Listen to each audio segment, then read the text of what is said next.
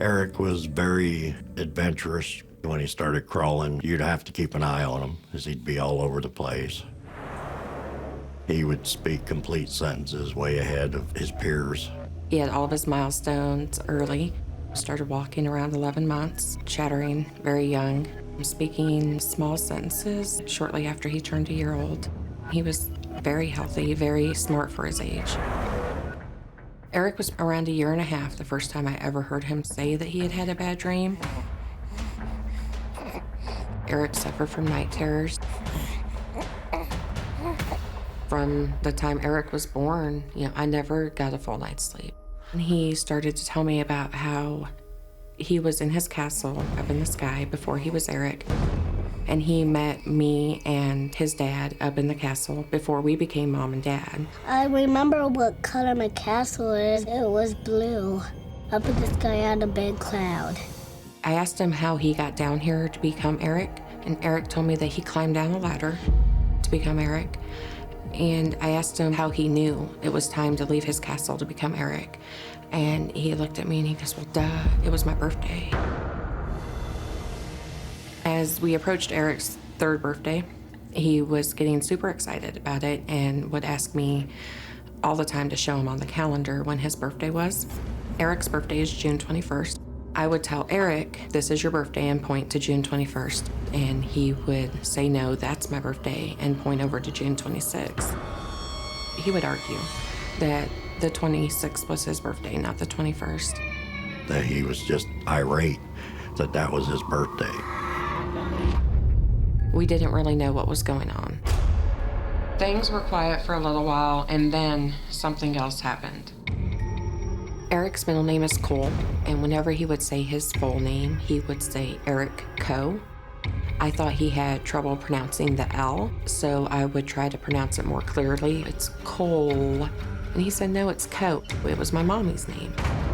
And I said, your mommy's name is Jennifer. And he goes, is that your name? And I said, well, yeah, I'm your mommy, aren't I? And he goes, no, you're my kid. That's my daughter's name. You're my daughter. It was the strangest thing I'd ever heard him say. It still is. From the time Eric was able to speak complete sentences, he was always talking about Hollywood. He talked about Hollywood every day. He wanted to go to Hollywood because he had to go to work. He needed to do things at his other house. He had things he needed to fix there, things he needed to buy for his other house. As time went on, he was getting mad for not taking him to Hollywood. Eric started to put up a fight for everything. He wasn't going to go to school. He wasn't going to eat. He wasn't going to take a bath or go to bed until we took him to Hollywood.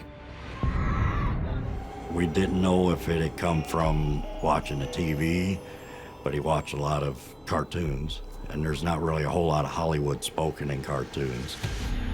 I was a stay-at-home mom, and I controlled everything he was exposed to on TV. My first thought was that somebody in the family let him watch something while he was over, and I was actually kind of mad over what my family might have exposed him to.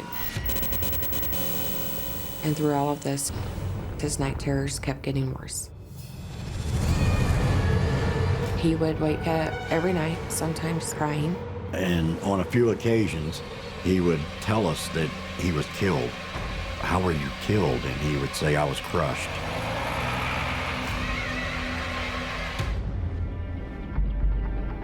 We were sitting at the kitchen table having dinner.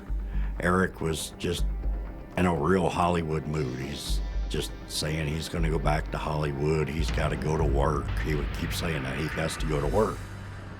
So I said, well, what exactly do you do for work out in Hollywood?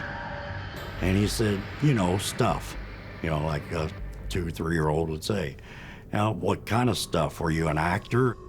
So he goes, oh, no, I don't like actors. I said, well, were you a director?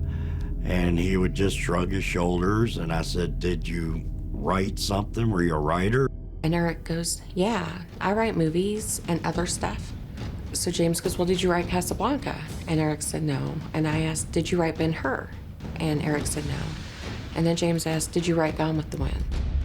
And Eric's face just lit up and he lifted his head and he said, "Yeah, I write that movie. You know that movie? That's my movie." I had always been open to reincarnation, but I had never thought about it in relation to Eric and what Eric was remembering. I mean, my heart just started racing. I went to the computer and did a search for who wrote Gone with the Wind. And I discovered that a man named Sidney Howard wrote the screenplay for the movie. The first thing that caught my attention was his middle name was Coe. Eric had always pronounced his middle name as Coe instead of Cole. And as I read down through it, it said that Coe had been his mother's maiden name. Eric had told me that he was named Coe after his mom. Then it listed his children's names, and his oldest daughter went by the name Jennifer. When Eric found out my name was Jennifer, told me that I was his daughter. And I saw off to the side that it had his birthday as June 26th, which was the day that Eric insisted his birthday was. At that point, I was a believer. He was Sidney Howard. That's when his mother also looked up the way that Sidney Howard passed. Sidney Howard died because he was crushed to death by a tractor on his farm. And Eric was reliving this horrific death every night in his dreams. I feel like Eric had unfinished business from his past life. So we located the 2 surviving daughters of Sidney Howard. Contacted the Howard family and ended up arranging a trip out there for Eric. I thought taking Eric to the Howard farm would give it some sort of closure, and actually we thought that might break his night terrors too. When we arrived out on the Howard farm, the daughters were very receptive, very friendly, hugged Eric, took us on a tour of his house and the grounds and up to the farmhouses.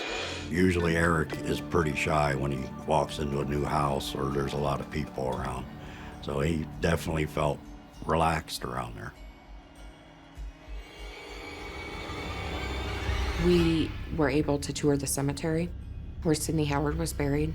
When we pulled up to the cemetery, Eric seemed angry and he said, "I know this place. Why are we here?" Eric didn't need any direction. He pretty much walked right up to Sidney Howard's headstone. I felt like Eric knew what he was doing. He did know this place. I'm sure he recognized the place. For him to walk right up to the tombstone, to me, was an affirmation that he knew where he was, that he had been here before, and that he knew what was going on. The trip to Sidney Howard's farm didn't ease Eric's nightmares. Eric's been asking to go to Hollywood his entire life, so I'm hoping that by bringing him here and allowing him to see some things and tour some spots that have connections with his past, that maybe it'll help him find closure.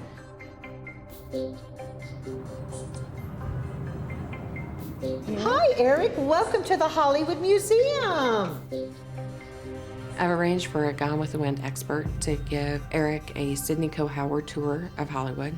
I'm hoping that Eric will be able to connect with his past life. Eric, I understand you have a special fascination with Gone with the Wind. Mm-hmm. Do you want to be a writer when you grow up? Yeah. I'm glad I finally got to bring him out here so that he could just achieve this dream and to have that connection to who he used to be. Have you ever touched an Academy Award? Would you like to hold this one? I brought Eric to Hollywood because it was such a huge part of his past, and I wanted him to be able to put his past behind him.